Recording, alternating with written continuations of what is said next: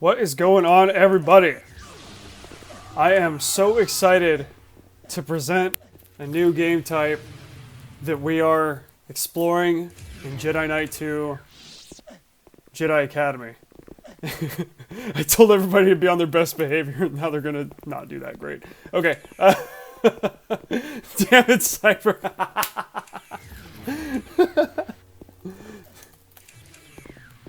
Okay, so, anyway, this is a King of the Hill game type.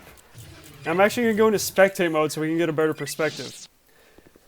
So, what we're looking at is a pentagon with pentagons sticking out of it.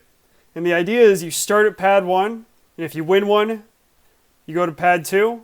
And if you win at pad 2, you go to pad 3. If you go to pad 3, pad 4, pad 5, etc. If you win at pad 5, that's like the champion circle, you stay at pad 5. If you lose at pad 1, you stay at pad 1. So how do you get to these pads? So players spawn in the middle, right here.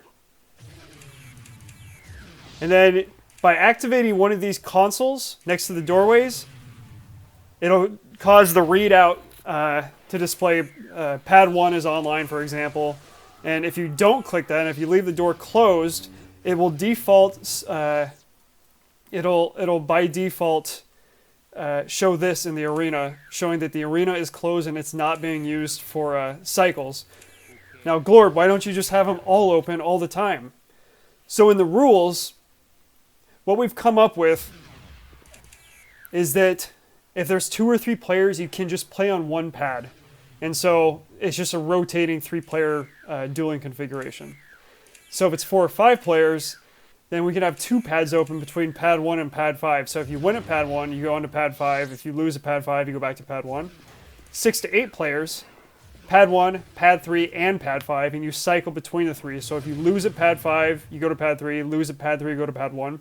So I think you get the idea by now. But you can also pause the video on YouTube if you want to have a better understanding of the rules. And then, so there's no need to do /kill to reset your health and go back to spawn like we see in so many other matching configurations, dual types, and FFAs.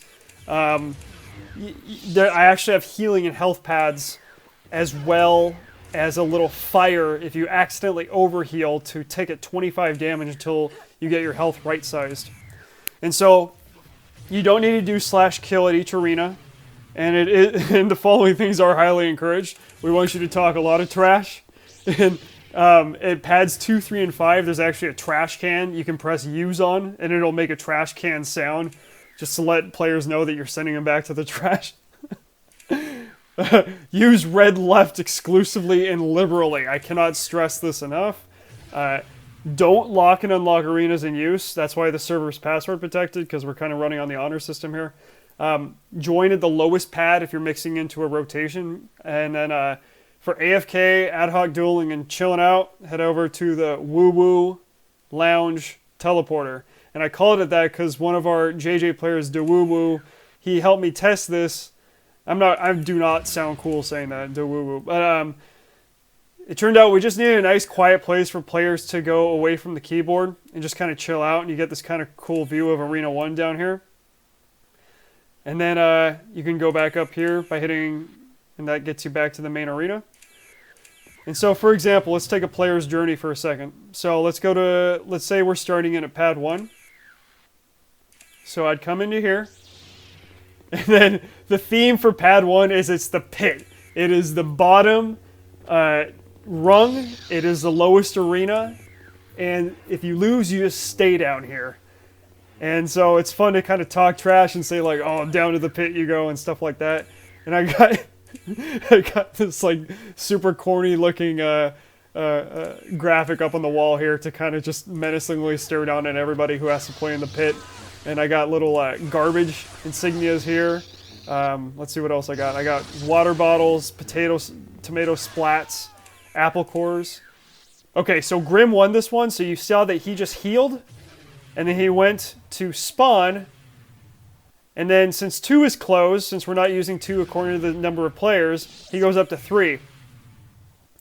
And by going into 3, He is now waiting in line behind Shaolin and Bartender. So Grim will fight the winner of those two, and the winner of, well, Bartender just won.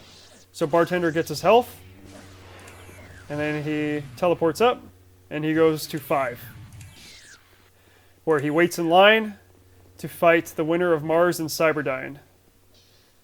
Which Cyberdyne has provided a ton of really helpful feedback, and I'm really super appreciative of him for it.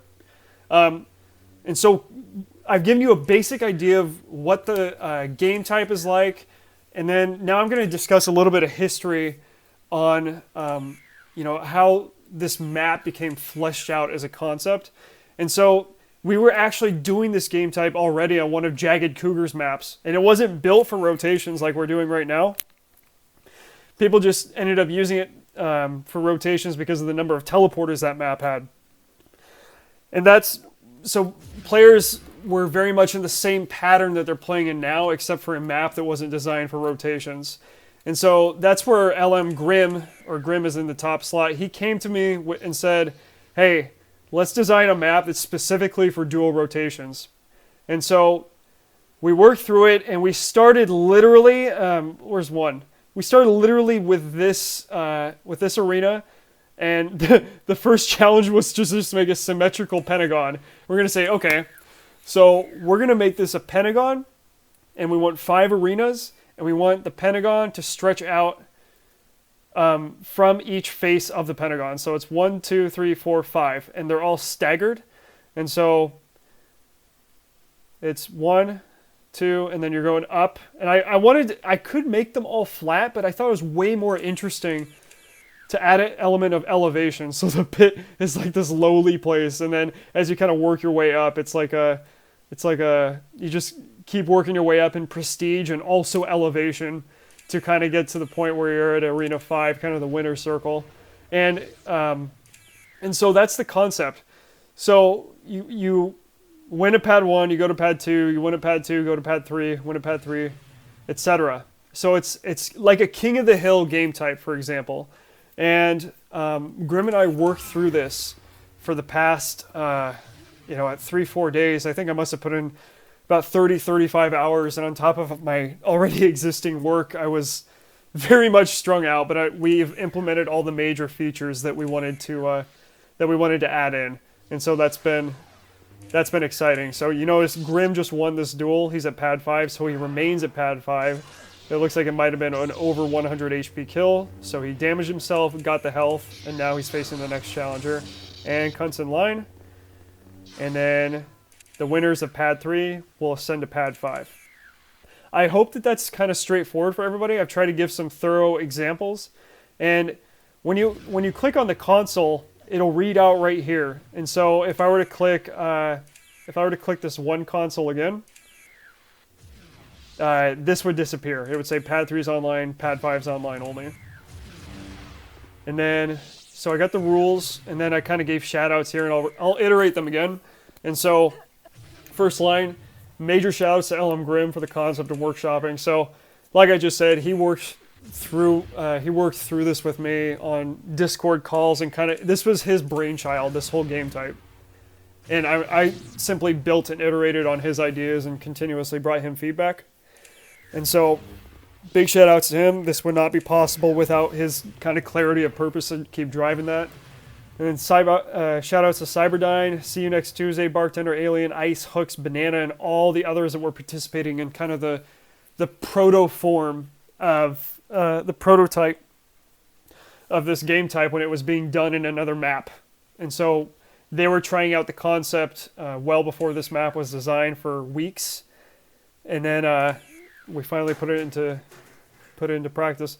Shout out to Jagged Cougar from CA for the initial concept for numeric shaders. So all those numeric shaders, you might actually recognize it from one of my other maps, World's Greatest X2. Those are the scoreboard numbers, and all I did was I went into GIMP and repainted them, and I took the shader, and I made them kind of a good way to, it's like a transparent, kind of just painted on top of a surface. That's kind of a good, simple way to explain it. And then also, lastly, welcome Demon for making the leap from CA, who I just talked about with Jagged Cougar. He actually made the leap to JJ, and I've been watching him do the jump challenges on the CA server. That's been pretty fun. It's good to have him around. It's good to have him in the server. So congrats for joining JJ Demon. Nicely done. And yeah, I think that's about it. So I hope that you can join the server. So the server name is JJ Base 30 Glorp University. And it is password protected. If you need the password, just hit me up on Discord. And I'll be more than happy to get that to you. I think most of my audience is just JK2 players. So if you're not playing JK2 and you're maybe a new player and want to see this map, just let me know in the comments below. And if there's a need, I'll actually link out my Discord profile alias on the YouTube comments, and I'll make it possible for you to get in and start playing this map with us on JK2 1.04 in 2021. Thank you, everybody. Thanks for your time. And again, thanks to everybody who helped with this. There's going to be continuing iterations and next steps for this. Like, I want to make these bright lights in the Woo Woo Lounge a little bit brighter. And the same way Pad 4 is kind of blinged out, I want to make Pad 5 even more blinged out. I just don't know how I'm going to do it yet. And so I'm exploring that concept right now. And I want to get some more JJ-themed graffiti and get it kind of all over the walls and make this place really JJ's. And even though I designed it and Grim helped conceptualize it, like was leading in that respect, you know, you gotta show some love to JJ, man. There is no community like this in JK2, and I hope that this map and this game type drives new activity. And I'll see you guys in the next one.